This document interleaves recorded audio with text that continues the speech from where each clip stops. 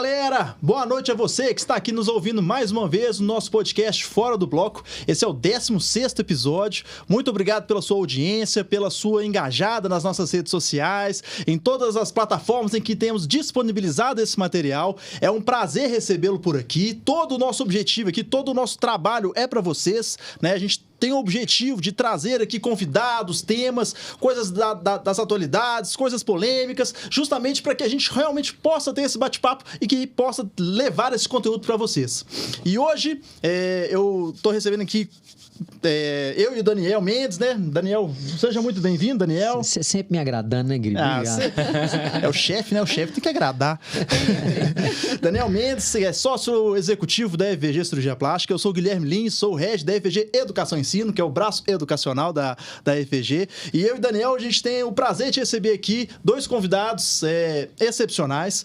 O primeiro é o Dr. Lucas. Seja bem-vindo, Dr. Lucas, mais uma vez. Obrigado. Aqui conosco. Tamo junto. Dr. Lucas já participou aqui do Fora do Bloco de 3? De 2? De 3? Já foram 3 que o Dr. Lucas teve, nos concedeu aqui a honra de participar. Falou de cabelo, ele veio com ele junto. Por acaso, nós vamos falar de cabelo hoje de novo. Nós já falamos, né? No 12º episódio, nós conversamos aqui sobre os desafios de lidar com o público masculino na plástica. A gente falou aqui muito sobre transplante capilar, sobre essa dinâmica, e nós trouxemos aqui o Dr. Lucas, que é sócio da FVG Cirurgia Plástica e é responsável pela área de transplante capilar. Tratamentos capilares, né, Luquinhas? Né? Você tá ali, gosta muito desse tipo de cirurgia, trata muito ali com o público masculino nessa área, né? Então, exato. A gente vai receber aqui, seja bem-vindo, Dr. Lucas. Obrigado. E eu tô recebendo aqui também Jaqueline Alecrim, natural de Capelinha, Minas Gerais, graduada em farmácia, pós-graduada em saúde pública, cosmetologia avançada e produtos naturais. Jaqueline tem 35 anos, é casada com Rafael e mãe do Pedro. Rafael participou do curso. Estudaram sem, Jaque? Profundamente. Eu tô surpresa com o talento de locutor do Guilherme. É real. Nós vamos perder esse menino, não gente. Em serviço, não. Vocês são bons demais. Então, sim, né, hoje nós estamos trazendo a Jaque, né? A Jaque é uma amiga, que é parceira aqui também da FVG, em outros projetos. E a gente está trazendo ela aqui, ela foge um pouco aqui da nossa... A gente sempre procura trazer mais médicos. Hoje nós estamos trazendo aqui a Jaque, que é cientista e empreendedora. A Jaque ela é fundadora da Magic Science, que é uma empresa onde ela desenvolveu e patenteou um produto de altíssima eficácia no controle da queda capilar e da calvície, que é o Caffeine Therapy. Fala com voz de locutor. Caffeine Therapy. Já grava essa pra levar. Já vou levar a vinheta. Que é um shampoo anti-queda com 100% de eficácia certificado pela Anvisa. E hoje a gente vai falar um pouco sobre essa trajetória de sucesso como cientista empreendedora, como que foi essa construção, esse desenvolvimento desse produto, falar um pouco desse mercado, falar quais foram os desafios que a Jaque enfrentou. Jaque, muito bem-vinda, obrigado por participar aqui conosco. Obrigada, gente. Estou super feliz em participar. Acho que a gente vai ter um bate-papo super legal, porque quem é da área de saúde e fala de empreendedor na área de saúde parece um ET, né? Fala, como que esse cara... E, na verdade, deveríamos ser, né, as grandes bandeiras do empreendedorismo, porque a gente lida com muito conhecimento que pode ser aplicado em inovação, e nós vamos falar muito sobre isso. E isso é uma coisa mais rara ainda que a gente coloca aqui, né? Uma trajetória de sucesso como cientista e empreendedora, e não cientista e empreendedora, mas cientista e empreendedora. Se o empreendedorismo já tem uma distância do médico, imagina do cientista. E que não deveria ter, porque o número de inovações, né? O cientista, ele domina esse campo de descobrir inovações. E, infelizmente, no Brasil não anda lado a lado com os números de patentes desenvolvidas. Isso significa que o nosso pesquisador, às vezes, se dedica muito à publicação científica, mas materialize pouco disso em feitos que vão se tornar produtos ou serviços oferecidos. Não chega para as pessoas em forma de produto e serviço. Deixa eu te fazer uma pergunta. Você está falando isso aí e você compara com o mercado americano, que é completamente diferente, né? O quanto que o mercado americano ele consegue aproximar da academia e levar produto. China. Você acha que isso no Brasil é um problema cultural ou um problema estrutural? a gente vai falar de coisa polêmica, não é? Manda então, vamos falar. É o seguinte, a gente discute sobre isso muitos anos. Eu fui professora universitária por 9 anos. Então, você conhece a academia. Isso, a academia. Então, assim, eu brinco, né? Hoje eu moro em Patinga, mas eu sou lá de Capelinha.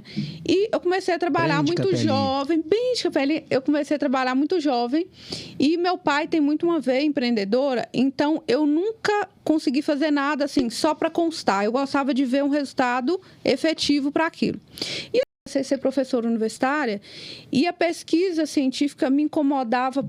Eu era já da veia científica desde o início, dava aula de iniciação científica, mas me incomodava profundamente o fato daquilo se tornar apenas, quando eu falo apenas, é com todo respeito aos artigos científicos e a contribuição que eles dão, de tanto, né, eu me mantenho publicando até hoje, mas um artigo científico que traz ali um potencial de se tornar produto ou serviço inovador para o bem das pessoas, né? O objetivo tem que ser esse.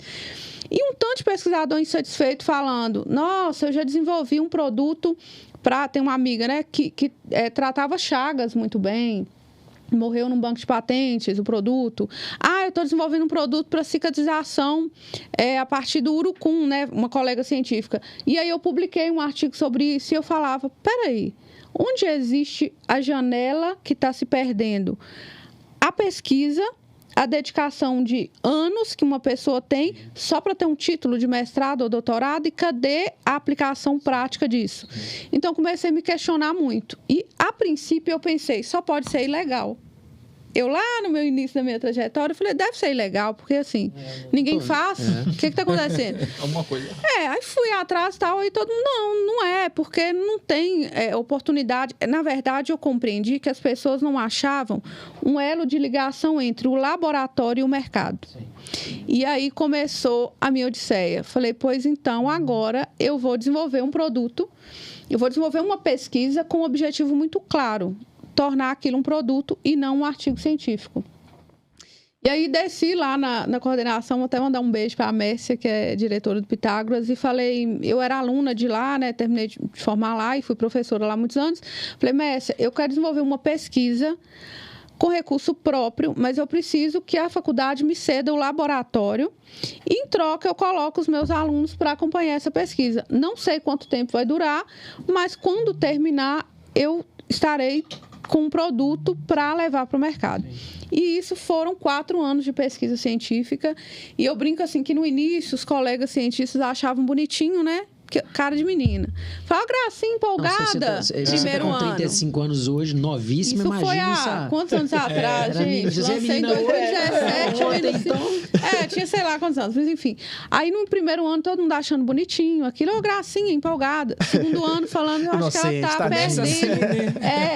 Começa assim, segundo ano, acho que ela tá perdendo um pouco. Terceiro pensou, falava comigo, Jaca, isso não vai dar em nada. Talvez você está perdendo foco, você está publicando menos. Porque eu passei a publicar menos porque eu estava focada na pesquisa clínica para achar a pesquisa científica para desenvolver o produto. Enfim, 4º ano. E aí, um ano muito difícil, porque assim, depois de 3 anos de tentativa, o desafio maior era achar a concentração correta desse extrato, porque eu brinco que era igual um cubo mágico. Quando você arruma uma família de ativos, você bagunça o resto. Aí eu falava, mas se for possível arrumar uma vez, vai dar certo. Enfim, quando deu certo, e aí eu, por ser... pra vocês terem ideia, meu primeiro emprego foi numa loja de material de construção e tal. Então, eu já entendi um pouco que... teimosa. Eu já entendi um pouco que tinha que ter um caminho que não envolvesse eu ter milhões para abrir uma indústria. Sim. E aí eu fui estudar algumas marcas e eu encontrei pela primeira vez a palavra terceirização. E eu li isso lendo uma matéria de mercado sobre uma marca de sapatos, Schutz. Falei, cara... A Schutz é um sapato de qualidade, é legal. Se ela terceiriza, o que é terceirizar? Entendi. Eu tenho a marca, o produto, e eu posso ter alguém com a expertise dele para produzir o meu produto. E eu não vou precisar criar necessariamente uma indústria para isso. Né? E terceirização hoje é o futuro. Então, assim, o DNA da Magic é... Nós deixamos com a gente o que a gente é bom. A gente é bom em pesquisa clínica, desenvolver ali o produto, né? posicionar o produto no mercado, né? Eu brinco que a gente não tem que ter modéstia. Quando a gente fala em FVG, fala em vocês, fala na Magic Size, hoje a gente consegue ter uma estratégia de branding ali, de saber assim, eu tenho o melhor produto, o melhor serviço do mercado. Eu preciso comunicar isso. Eu preciso entender, a gente estava discutindo antes aqui, né? Então, continuo lá no trabalho árduo de fazer publicação científica, mas trazer conteúdo de qualidade, conscientizar o paciente de que existe um limite de solução que aquilo entregue, para quem entrega e como entrega. Então, assim, quando eu entendi isso, eu comecei a ir para a feira e buscar um parceiro para fazer a terceirização. Então, só pensando no desafio, hoje, o que a gente tem no Brasil? O Brasil é, inclusive, entre mulheres, o campeão em produção científica dentro da América Latina e está em declínio por mais de 5 anos no registro de patentes. Isso é feio, isso é grave, isso é triste. Significa, e eu converso com pesquisadores assim diariamente, em toda palestra que eu dou, eu abordo sobre isso. Fiz uma palestra na USP que a gente abordou sobre isso e veio um pesquisador e falou comigo assim, Jaque, eu estou numa linha de pesquisa há 18 anos e eu me sinto frustrado. E quem não se sente? Nossa, é uma vida, porque né? concorda que hoje, né? Hoje foi quebrado muito essa questão assim, eu vou ter um título por status. Ninguém quer mais isso. A gente quer eficiência de mercado e existem várias formas de fazer. Então, hoje eles não conseguem muitas vezes enxergar, e o meu papel também como cientista é contribuir para que as pessoas entendam que os cientistas deveriam ser grandes empreendedores, porque eles produzem inovação. Quando a gente fala em formulação e descoberta, fagulha, né? Ele é a primeira fagulha. E ele poderia pegar muito daquilo e não deixar em um artigo somente, então, publica, é lindo, é maravilhoso, é uma contribuição para a ciência, para o mundo, por isso que eu continuo publicando, né? Mas pegar aquilo e falar, vou transformar a vida de outras pessoas com esse resultado e a minha. Outra coisa que a gente fala, quem é da área de saúde parece que é um sacerdócio. Não posso ganhar dinheiro. Posso, se eu entrego algo de qualidade, valor, por que não, né? É o mercado, e o mercado funciona o quê? Entrega a solução e colhe os frutos disso, né? Cara, você tá falando desse negócio engraçado, né? Vou olhando assim para a cultura americana, e a cultura americana é uma cultura muito empreendedora, né? Muito empreendedora. A base da cultura americana é o empreendedorismo. E o empreendedorismo está na veia da cultura do povo. E no Brasil, tanto que existe esse distanciamento, tanto que a academia se sente, né? O mercado, o cara ele é formado para não ter a coragem. Isso. E isso tem muito na medicina, né? Demais. A gente vê na medicina, assim, o médico, quando ele é empreendedor e o mercado ele é muito grande, ele é muito bom, ele tem margem, o cara ele voa. Mas existe um bloqueio, existe uma crença limitante muito grande nisso que você falou aí. Na dificuldade de enxergar que, cara, você pode empreender e prosperar naquela atividade. Ser bom, né? Competente, isso não mancha a sua competência com a ética. Não é conflitante. Não é conflitante. Não é conflitante. E o problema é que eles põem como se fosse, como né? se fosse. O médico ou o profissional da saúde que debanda para esse lado do empreendedorismo. Ou que tá na rede social postando. Aí é chamado de marqueteiro, de blogueiro, de picareta. Sem citar nomes aqui, esses dias um médico do nosso time estava fazendo um depoimento que ele tá lá num grupo de médicos, né? Um grupo de WhatsApp de médicos da sociedade nossa aqui de cirurgia plástica e tal, e os caras mandando orçamentos lá, né? Aí mandaram um orçamento de um médico X num preço alto, né? Tipo assim, uma coisa que o mercado vende a 40, 30, ou se o cara tava com orçamento de 80. E a galera achando um absurdo aquilo. Cara, qual que é o absurdo? Se o cara acha que o valor dele é aquele, se tem gente pra pagar, ele tá valorizando todo mundo. Todo mundo, né? Não é um absurdo, é um absurdo cobrar isso da paciente. E outra, pra você entregar eficiência, segurança, tecnologia. Exatamente. É muito doido. Isso é nivelar por baixo, gente. Não existe isso. É retardatário, né? É muito doido. Ô, Jaque, conta um pouquinho mais pra gente aqui, ó. Você chegou aí, mas como é que você caiu nessa de virar cientista? Você imaginava cientista? Você queria ser cientista quando você era pequena? Assim, é a curiosidade que eu tenho. Eu brinco assim, que o cientista é uma pessoa que tem uma vontade crônica de responder as perguntas, que se questiona muito, Então, assim, eu lembro que desde muito criança, não posso falar desde muito pequena, porque eu ainda sou... Era essa. 1,30m, parei no 1,30m. Mas por quê, mãe? Era isso, e era algo assim, eu lembro que... E eu brinco que a gente criou num ambiente, né? Capelinha era meio que o sítio do Pica-Pau Amarelo. Então, a gente tinha, tipo assim, planta, bicho, não sei o que. Meu sobrenome é Alecrim, gente. Então, assim, a gente explorava muito isso e questionava muito sobre tudo, mas eu questionava. Eu amava ficar atrás do meu pai ouvindo os negócios que ele fazia. Eu achava aquilo, assim, era a minha distração desde muito criança. E eu sempre gostei muito de biologia, essa área. E eu fui uma criança muito doente, eu tinha asma. E aí eu ficava encantada com a figura clínica me salvando daquelas crises. E eu lembro disso, tinha tipo 4 para 5 anos. Passei por isso também. Aí, e eu tinha uma lembrança muito clara de depois de uma crise muito grave, que meu pai teve que vender as coisas para me trazer de avião para Belo Horizonte assim, com urgência e tal. Eu lembro que quando eu voltei dessa crise, eu lembro de um pensamento claro, pensando assim, olha para você, uma criança... Tipo, muito jovem, como esse cara conseguiu me melhorar e tal? Tipo, não, que legal que é remédio, o que que faz e tal. E aí, a partir daquilo ali, eu pensava assim, quero ser médica. Era o primeiro pensamento. E aí, o que aconteceu? Eu estudei em escola pública a vida inteira. E aí, tentei medicina logo que eu saí no 3º ano e fiquei excedente. E aí, muito imediatista, pensei... Não vou esperar, meu pai não tinha dinheiro para pagar cursinho. Falei, peraí, eu vou tentar outra coisa, outro curso, e vou ver, e vou tentando medicina depois. Aí, logo em seguida, passei em farmácia. Quando eu entrei em farmácia, eu vi que era um universo que respondia mais àqueles anseios meus de criar algo assim, soluções. Então, assim, entrei no laboratório, fiquei super encantada e falei, olha, então é isso que respondia, né? E aí entrei na iniciação científica desde o primeiro período, e a gente vai falar disso em algum momento, assim, que tem uma geração hoje que acha que a gente se prepara quando a oportunidade surge, né? Eu tava brincando, a gente tava dando um treinamento, ministrando um treinamento lá na Araújo. E as meninas, que legal o jeito que você explica e tal.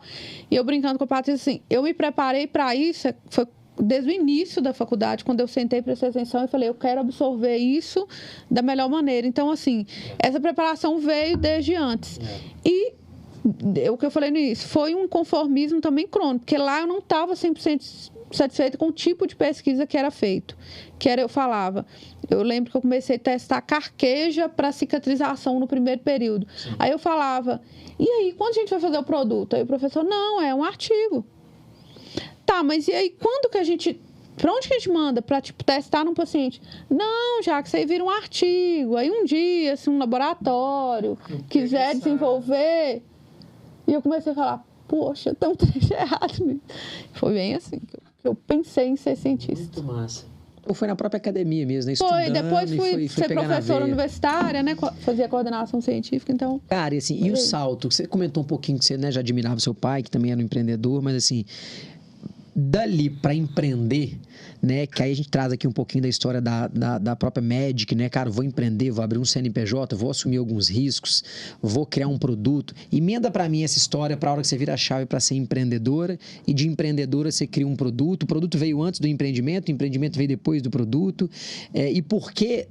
né, a terapia capilar, da onde veio cabelo? Por que não era uma coisa de pele ou, sei lá, outra coisa? Onde é que nasceu o cabelo na sua vida? Mas pela questão do empreendedorismo, eu acho que a palavra empreendedorismo hoje é meio banalizada, assim, tem o povo da modinha que fala, eu sou empreendedor, e nem sabe às vezes o que é empreender. Nem sabe a rola que é. Né?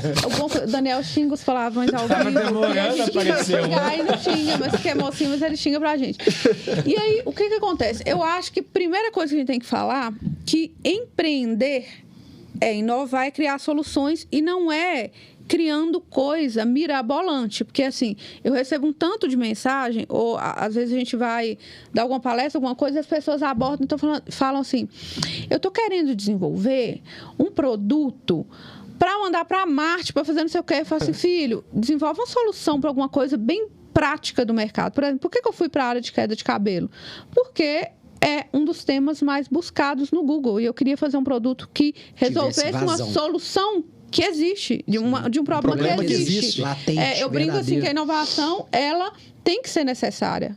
Sim. Concorda? Inovação que não é necessária Fica guardada na gaveta. Prancha uma para curiosidade. Curiosidade. Prancha então, para golfinho é boa não demais, é? né? Falei, não quero. Eu quero fazer uma coisa. Tatu e coloca J.S. Então, eu falei, não, eu quero fazer algo que trate alguma solução de algum problema que exista. E aí, é o primeiro ponto. E quando eu falo que meu pai é empreendedor, é porque com ele eu aprendi que empreender nas coisas simples. Então, ele era de uma família muito pobre, ficou órfão com 2 anos de idade. E aí, ele morava na roça, tem a 4ª série, mas é um cara, assim, muito inteligente. E aí, quando ele estava lá na roça, ele falou assim, vou ser cortador de cana em São Paulo para eu tirar uma carteira, para eu virar motorista. Empreendedor pra caramba. Eu queria falar... Caralho, mas não posso falar. Posso, né, Daniel? Pode. Depois eu sei. Empreendedor pra caramba, velho. Tipo assim, olha o que é empreender. E na nossa total, própria cara. vida profissional, é muito o rumo que a gente toma também, assim. Eu poderia ter escolhido assim, não, eu quero fazer mestrado, doutorado e pendurar meus títulos e ficar só com isso. Ficar na sala de aula, que todo fazendo mundo, quem quer ter essa opção, maravilhoso, mas você tem que ter uma janela para escolher outras coisas. Eu falei, não, eu não quero ir para essa via. Eu sou especialista, eu quero desenvolver um produto e levar ele para o mercado. E aí, meu pai empreendeu nisso, e aí ele foi realmente, tirou a carteira, cortou cana, tirou a carteira, foi trabalhar nisso, gente, antes de eu nascer. Foi trabalhar numa empresa que chamava Camig, virou supervisor lá, conseguiu comprar um táxi, depois um caminhão, enfim, isso é empreender. Eu entendi desde cedo que é isso. Que não é você pensar assim, nossa, só vou conseguir se eu desenvolver algo mirabolante. Então, quando eu desenvolvi a pesquisa, aí foram 4 anos e tal, sofrendo, eu lembro que o dia que ia chegar o resultado do teste de eficácia, foi igual um gol no final da Copa do Mundo, porque quem confiava em mim eram os meus alunos, eu tinha 13 turmas. Os meus colegas de trabalho, eu chegava na sala dos professores, eles até sentavam para lá. Falou, isso aí já pirou, assim, tem séculos. E eu comecei ainda, aí chegou o teste de eficácia, 100% de eficácia anti-queda. E aí o IPCLIN parabenizou e tal, e aí todo mundo, não tem esse resultado no Brasil. E aí eu recebi a primeira proposta para comprar a patente. Eu não estava com problema financeiro, eu estava detonada financeiramente, que a gente nem pode chamar de problema. Porque eu fui investindo com recurso próprio, eu era professora universitária. E, tinha ml de substância isolante que custava R$3.000. Então, eu comecei a pensar, gente, sabe quando você já foi longe demais para voltar atrás? Sim. Falei, velho, é 3 anos, agora eu vou e arregaço tudo. Você atravessou o Atlântico, começou a ver a praia e falou, agora não dá para pagar de nada. Não, aqui eu não tenho nem moral para voltar. E eu tinha chegado num ponto financeiro, e é bom falar isso, porque senão fica parecendo que foi fácil, é poético. E aí a primeira dificuldade, o cara desiste, porque com a Jaqueline foi tão bonito, é um mundo tão legal que ela tá hoje. Um paralelo aqui para você continuar, como é que é uma loucura, né? Não, porque tá maravilhoso, que é inspirador. É uma reflexão legal, né? Assim, o tanto que a facilidade é uma ameaça muito maior ao progresso do que a dificuldade. Muito. Né? A facilidade, ela te coloca numa zona de conforto que ela é ameaçativa ao progresso. Sobrevivência. É muito doido. Te deixa isso, dormente, né? A gente vive um pouco isso, né? De como ele disse, né? A gente cria um ambiente tão fácil que ele ameaça o progresso. Sim. Né? É igual a planta, né? Você dá tudo para ela, é a pior planta para produzir ativo. Então, aí que aconteceu? Então, aí eu tinha... Eu brinco assim, que eu tava com a galinha dos ovos de ouro e sem dinheiro para dar o próximo passo. Era tão grave que eu recebia no Pitágoras e eu tinha, o 5º dia útil, eu ia para lá muito cedo para tentar sacar alguma coisa antes do limite descontar. Era nesse nível. Aí eu falei assim, cara, peraí. Tá, agora eu tô com o produto com maior eficácia clínica, já desenvolvido, e como que eu vou fazer com isso? Para levar isso pro mercado. Tudo bem. Pensei. Aí recebi a primeira proposta, que era interessante para uma pessoa que estava quebrado financeiramente, mas que ia resolver o meu problema, assim, um apartamento, um carro e tchau. Falei, não quero isso. Eu morava de aluguel, inclusive depois que a Magic deu certo, continuei por muito tempo, também por ter amadurecido essa visão de deixa eu avaliar e quanto que eu vou investir e tal. Aí tudo bem, aí pensei, vou começar fazendo manipulado. eu consegui sacar rápido o dinheiro, antes do banco pegar, um dinheiro para fazer 8 frascos. Depois eu vou postar, isso é comprando seguidor. Vou postar, me siga nas redes sociais para ver o primeiro frasco. Já manda o arroba. Jaque Alecrim, Guilherme. Aí, o que aconteceu? Eu falei assim, vou fazer 8 frascos. Frasco, você acha que aquele outro era feio? Você não viu o primeiro. Eu falei, pois é você que vai começar. Falei, público para vender o produto eu tenho. Eu tinha 13 turmas que acompanharam tudo, que conheciam o teste de eficácia e tal. Comecei a vender esses 8 frascos. E o negócio vendeu tudo no mesmo dia. Aí eu voltei com o dinheirinho 16 multiplicado. Falei, vou fazer mais. Fiz. Tirei um pouquinho. Vamos fazer mais. Fiz. Tá bom. Aí começou uma demanda que era o seguinte: o cara comprava, ou a menina, né? Eles indicavam pro irmão, pra ela e tal. E elas falavam, já que você não faz aquela análise que você fazia no laboratório com os pacientes e tal. Aí eu faço, R$100. Pensei, produto mais serviço. Fui lá ler sobre serviço. Prestação de serviço é algo maravilhoso, que eu falava. Eu não tinha dinheiro. Então, precisava de angariar, de alguma forma, algo que eu não precisasse investir antes. E já tinha Jaqueline pronta. Sim. Falei, serviço. Tudo bem, comecei a atender. Só que eu comprei um lavatório móvel, coloquei no palhozinho que tinha... E aí, minhas alunas falavam, então tá, você vai me atender lá em casa no sábado, então... E eu trabalhava igual louca, dava aula a semana inteira, dava aula em pós-graduação no sábado, e aí eu atendia no final da tarde e no domingo. Você vai lá me atender minha mãe e tal, eu ia. E aí, aquilo começou a incomodar profundamente os meus colegas de faculdade. O bom é que a diretora já tinha a mente aberta, é genial a Messia. Meus colegas falavam assim, me chamavam, sabe quando o cara te chama para conversar? Eles chegavam e falavam, a gente quer conversar com você. Deixa eu te falar, te acha um profissional excepcional, os alunos te adoram, você já tem 6 anos que você trabalha no Pitágoras, você está queimando seu filme, você lavando cabeça, porque eu fazia análise, lavava, aplicava ensinando a como usar o cafeínas, e aí eu fui desenvolvi máscara capilar e tal. E eu falei, velho, mas tipo, a gente formou para lidar com o ser humano. Qual a diferença entre você, que é enfermeira, e se administra um medicamento, eu fazer uma avaliação e aplicar um produto? Não, só te dando um toque e tal. Aquilo começou a me rentabilizar. Então, eu entendi que, naquela matemática, se eu quisesse angariar para eu ir crescendo os lotes, eu tinha que fazer prestação de serviço. E isso fez uma diferença gigantesca na história da Magic, porque criou uma cultura que é... Concorda que eu atendi os primeiros pacientes pessoalmente? Aqueles 8... eles ficavam tão felizes com o resultado. E eu mandava as fotos de acompanhamento, então já tinha as provas clínicas muito claras. E os médicos deles viam, e eles postavam, meu médico viu e gostou, e viu que fez efeito. E aquilo se tornou uma cultura da marca. Então, eu brinco que daqueles 8 para os 200 mil clientes atendidos que a gente tem hoje, a cultura permaneceu a mesma. A gente recebe mais de 300 depoimentos por semana. Depoimento espontâneo, com foto.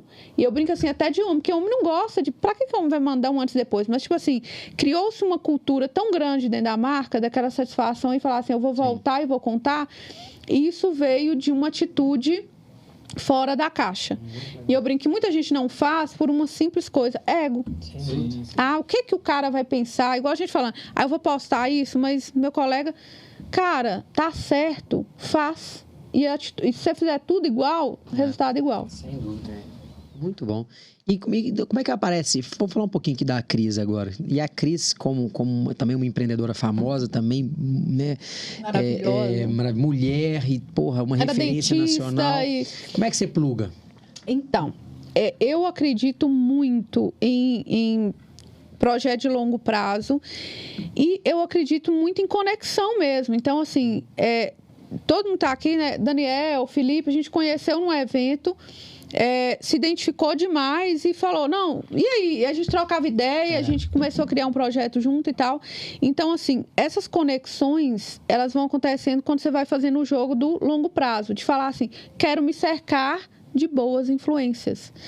Então, o que acontece? Desde o início da médica, eu lembro que eu tinha um caderninho que eu, no primeiro dia que eu comecei a riscar aquilo ali, para apresentar para a primeira pessoa, que eu fui falar assim, quer colocar um dinheiro aqui para a gente começar a crescer esse projeto, que foi o Gilmar, eu desenhei ali um projeto em espiral. Então, demorou tanto para dar certo na pesquisa, que aquilo foi um treino para eu saber, assim, essa empresa não vai estourar do dia para a noite. É um game de longo prazo. Aí, ali no espiral, eu pensei, primeiro lugar que eu quero atender são os meus alunos. É o público que eu já tenho meu branding. Eu dou aula para eles há 6 anos.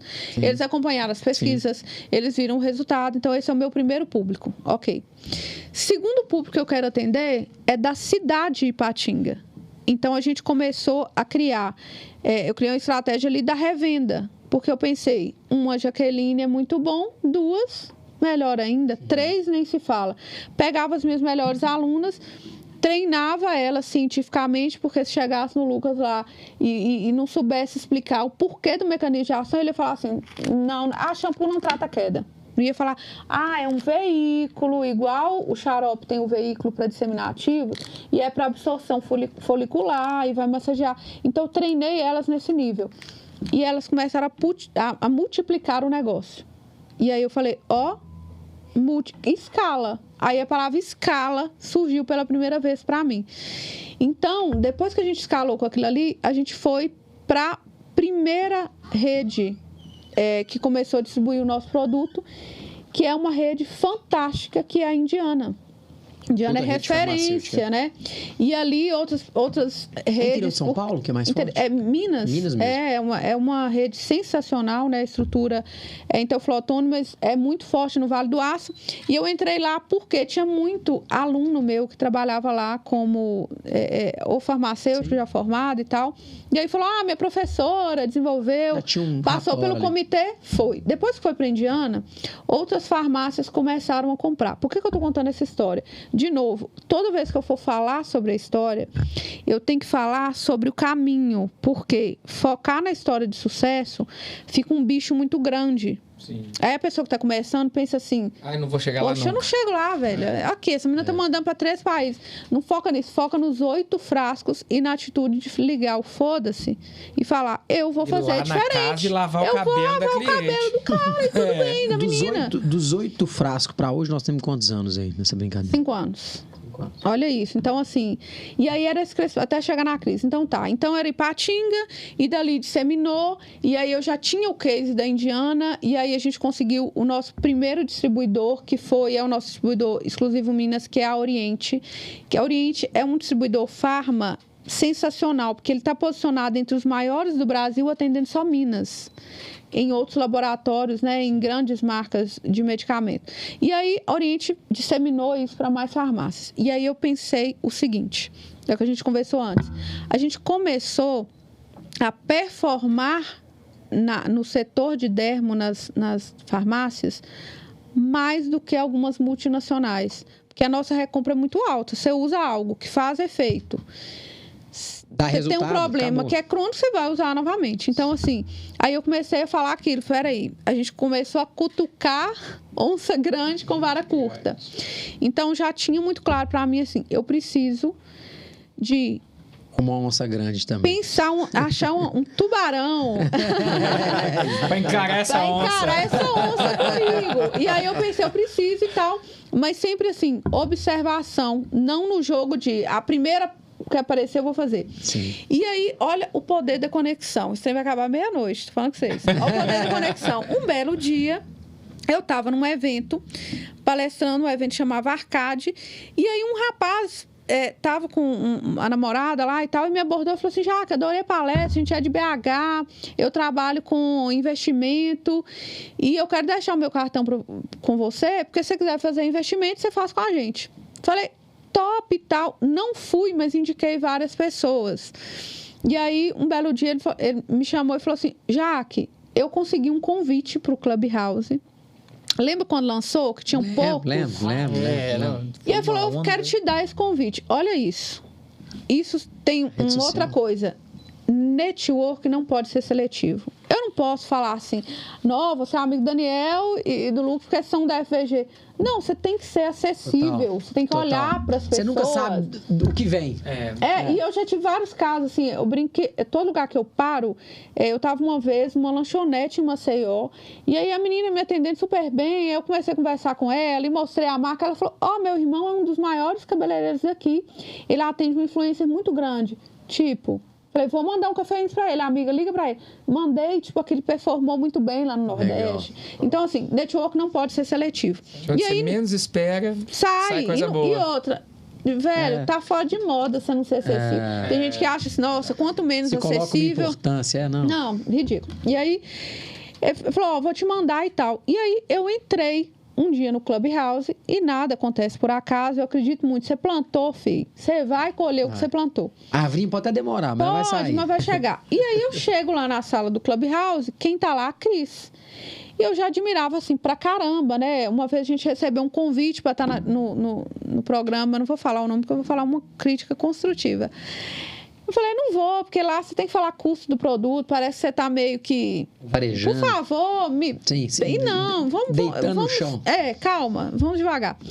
E aí ela tava lá, eu falei, nossa... Porque assim, depois a gente fala um pouco da história dela. Eu posso, inclusive, trazer a Cris para um podcast. Olha, Cris, o que eu tô fazendo. Mas enfim, convites que podem acontecer. Ela vem, vou levar lá na FG. Com o maior prazer. E é isso também, todos os meus parceiros...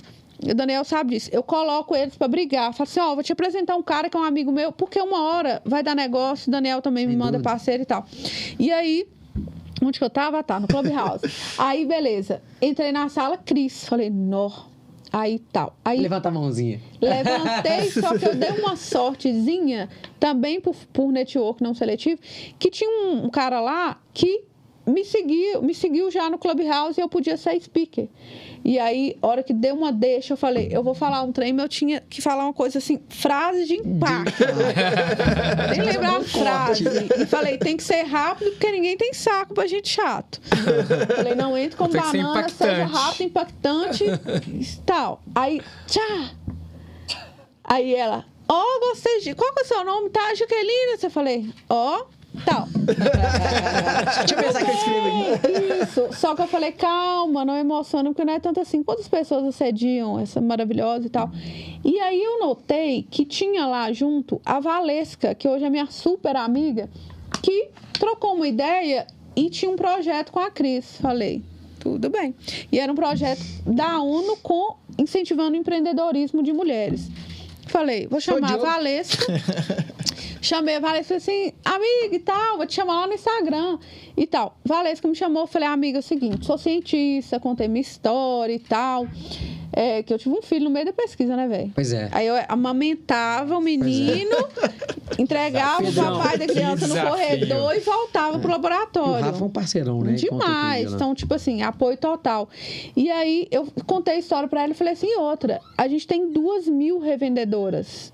E não são revendedoras qualquer, filho. É o seguinte... Não interessa o grau de escolaridade dela. A gente tem desde revendedora que tem pós-doutor na USP em matemática, a revendedora que terminou o 2º grau, mas que senta numa sala... Eu treino toda cientificamente, a gente faz a trilha e ela vai chegar para conversar com o Lucas. Ela sabe o que é DHT, ela sabe de absorção, porque outra coisa que eu tinha ranço é de falar assim, os leigos, velho, conhecimento não fica mais dentro do muro da universidade. O cara tem Google. Exatamente. Então você fala os leigos como se fosse assim, só nós temos capacidade de entender esse conhecimento. Nada. E não. Muitas vezes o paciente já chega até com mais informação que o próprio profissional. Eu falo, nunca ouvi falar disso assim, eu preciso estudar. Eu falo com elas. Então, assim, falei, tem um time diferenciado que está espalhado no Brasil e no mundo, e eu quero te apresentar esse projeto e queria conversar com a Cris. Aí pronto, a Valesca, né, conheceu, apaixonou com a ideia e falou assim, amiga, tem muito a ver com a Cris e eu vou colocar vocês no call amanhã. Ligou no WhatsApp. Um belo dia eu tô lá na México, aí me ligou no WhatsApp e a gente se deu muito bem, por um motivo muito claro. A Cris tem milhares de qualidades, de cases de sucesso, já fez vários IPOs, é uma mulher genial, mas ela tem uma característica que Pra mim, cara, é tipo, a mais importante, ela é trabalhadora pra caramba. Então, assim, se olhar nosso histórico de conversa, das 6 da manhã, nós estamos trocando ideia. E não é porque nós somos loucas por trabalho, a gente não descansa, não tem, o cara não vê isso e fala assim, trabalho demais. Não, é paixão por realizar. Então, assim, pé no chão, boa ouvinte, se ela parar, ela vai conversar, ela vai prestar atenção no que a pessoa fala, independente da pessoa que seja, e é trabalhadora. Ela gosta de falar assim, igual a gente, vou levantar e vamos construir um resultado. Então, foi assim que ela apareceu na minha vida. A gente ficou num namoro comercial durante 1 ano para fechar uma parceria. Porque eu brinco assim, a Magic e a Jaqueline se misturam muito, né? Assim, virou o meu propósito de vida e precisava ser algo muito bem elaborado nesse sentido. E aí deu super certo. E a gente massa. Boa, agora está num passo muito importante que é ter uma cara que merece o Cafeínes. Porra, que mudança, né? Tipo assim, agora sim. Merece, né? Merece. Agora tem cara de demo sem precisar falar, né? Sem precisar explicar. Então, agora que nós já entramos no Cafeíne, eu vou deixar o Luquinhas te auditar aí, pra saber se esse Cafeíne é bom mesmo. Top, vamos lá, Lucas. Se isso aí é uns produtos que coloca um efeito do ringue, aquele assim, do sino. Eu vi vocês falando aqui, vocês entraram um pouco mais na parte técnica, nos bastidores aqui. Fala um pouquinho do produto, dos benefícios e por aí vai. É uma coisa que eu queria que você falasse pra gente, porque você falou da eficácia 100%. E a gente vê muito, mas muito mercado no produtos no mercado que pega nessa questão do marketing. É 100% eficácia, é o único do Brasil, é o melhor de todos. E a gente sabe que isso tem muita falácia. Então, explica pra gente essa validação que o seu produto tem de 100% de eficácia. Isso é muito importante, porque assim, eu acho que igual na área da cirurgia plástica, do transplante, a gente tem um mercado muito poluído, no sentido de muita gente que faz a coisa ruim demais, ou pega numa estratégia de marketing ali totalmente, né? Não só desleal, mas ilegal até.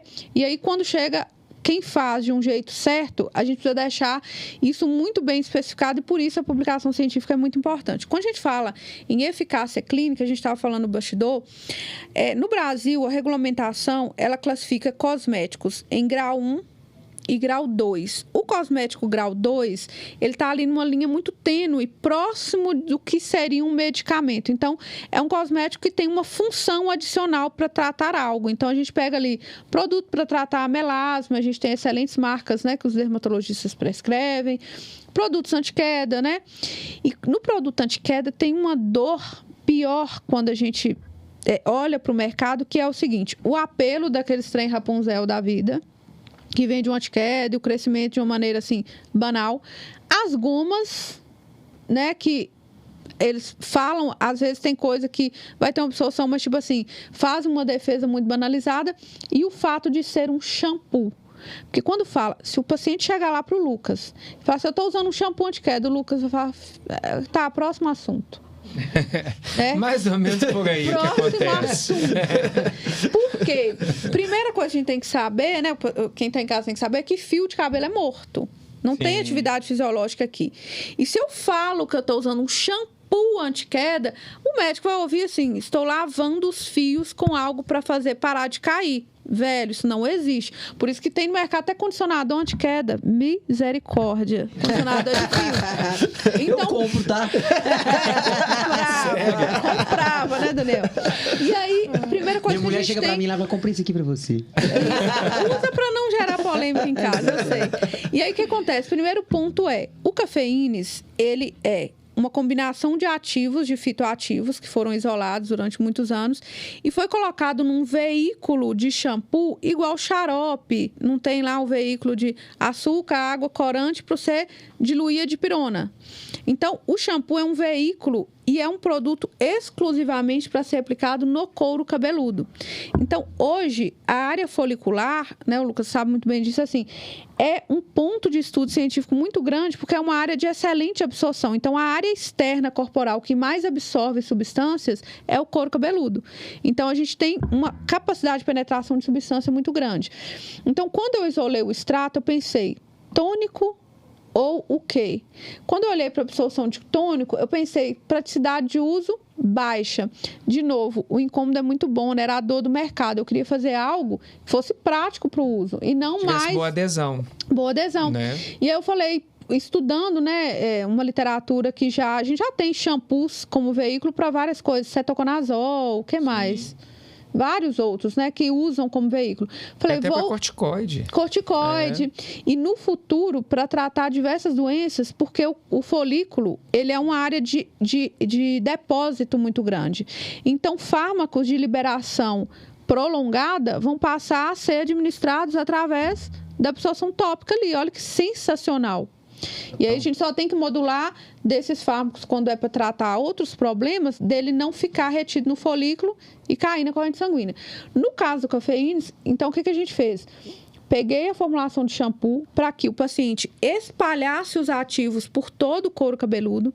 O tensoativo presente ali rompe as barreiras de sebo e ajudam na penetração das substâncias.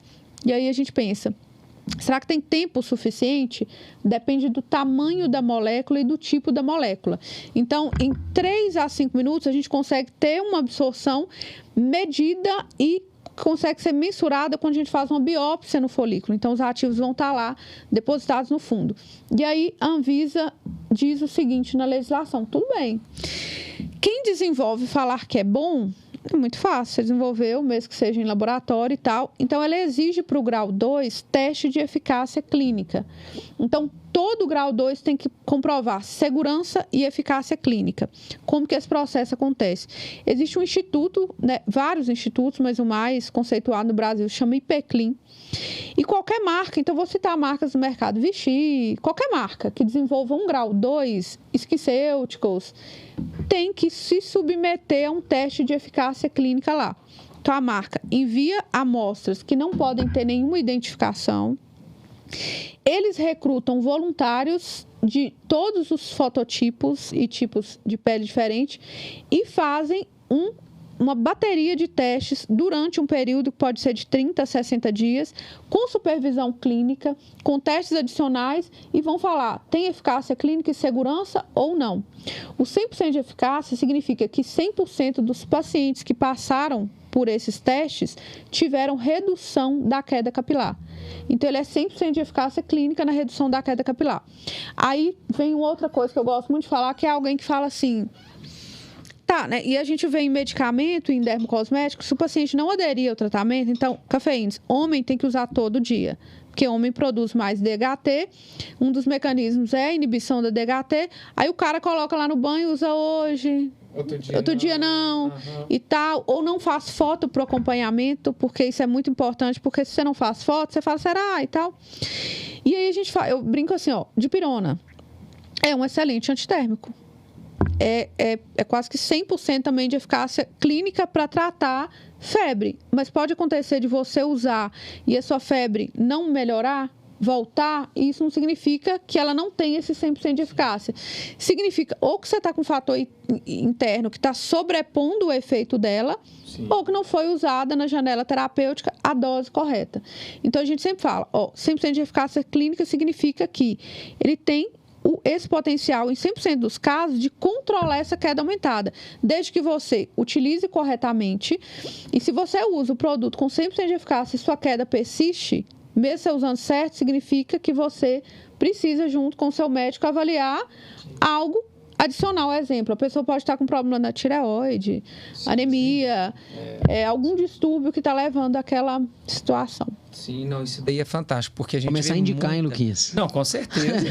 E assim, e o que eu acho legal, Jaque, é você trazer essa visão científica e séria do que você está propondo, né, colocando no mercado, porque a gente vê muito hoje, assim, entrega de produtos que vem com esse discurso de eficácia e que, assim, tem comprovação nenhuma. É marketing pesado, agressivo, e que a gente falou, em veículos de comunicação forte. E denegrindo áreas científicas, inclusive. as pessoas que estão ali batalhando para fazer algo sério, pensando no bem-estar das pessoas real e não só no dinheiro delas, e faz assim uma desconstrução de que, por exemplo, você levou anos, desde os 8 frascos até agora você desenvolvendo esse produto. Isso. Aí vem um produto do nada, sem comprovação, sem testes, entra para o mercado pegando um veículo de comunicação foda, injeta grana, que foi o que você não tinha lá no início, você mesmo falou, com recursos próprios, né? Essa pessoa já vem com grana atrás e começa a vender uma solução mágica que não existe. Isso. E aí a gente vê, assim, a gente pensa no perennial dessas marcas, né? Que vem com essa informação distorcida, é baixo porque o público é cada vez mais crítico, né? Então a gente faz aquele trabalho de formiga, de falar, né? A gente, né? Se a pessoa for lá agora na nossa rede social, tem lá depoimento médico falando, né?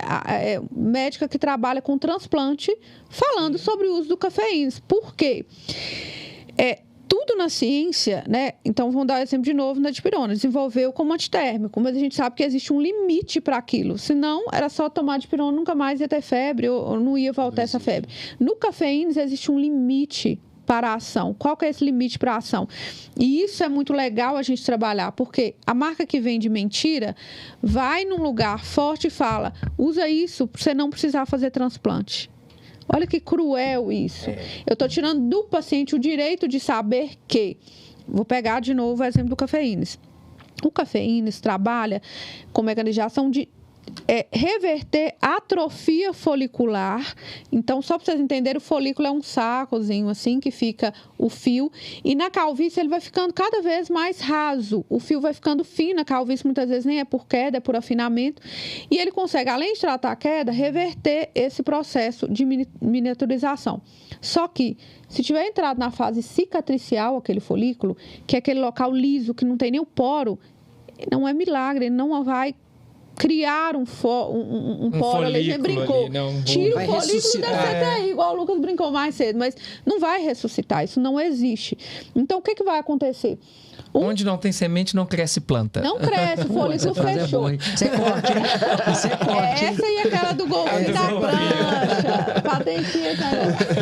E aí, o que acontece? Então, a gente precisa comunicar o seguinte, vai inibir de maneira muito potente a queda capilar, faz a reversão do afinamento, mas se ficaram áreas ali onde já existia uma alopecia cicatricial, procure um transplante, faça um transplante, melhore ainda mais aquele resultado que você obteve, ou use como um pré-transplante para você ter uma área doadora boa. Sim. Então, assim, essa transparência de você dar o direito do paciente entender o processo. Então, assim, a gente investe muito em qualificação do nosso público, coisa que muita marca não quer. Quer vender, só né? quer vender. Quanto menos informação, melhor para esse tipo de objetivo, isso, né? A gente fala, grau 2... tem que ter teste de eficácia clínica. É um produto anti-queda? Tá, a ação funciona assim, o mecanismo de ação é esse. Como que ele trata a alopecia androgenética? Trata porque inibe DHT através da família de ativos tal.